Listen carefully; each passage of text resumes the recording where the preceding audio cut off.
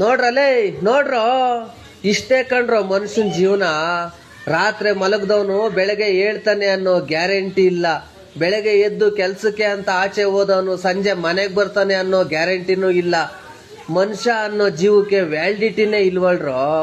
ಯಾವಾಗ ಯಾರ ಪ್ರಾಣ ಪಕ್ಷಿ ಎಲ್ಲಿ ಹಾರೋಗುತ್ತೆ ಅನ್ನೋದೇ ಗೊತ್ತಿಲ್ಲ. ಅಂತದ್ರಲ್ಲಿ ಈ ಮನುಷ್ಯ ಅನ್ನೋನು ನಾನು ನಂದು ಅಹಂಕಾರ ದ್ವೇಷ ಒಡ ಹುಡ್ದರ ಹತ್ರ ಜಗಳ ಆಸ್ತಿ ದುಡ್ಡು ಅಂತ ಸಾಯ್ತಾನೆ. ಏನ್ ಸತ್ತಾಗ ಒತ್ಕೊಂಡ್ ಹೋಗಕ್ಕ.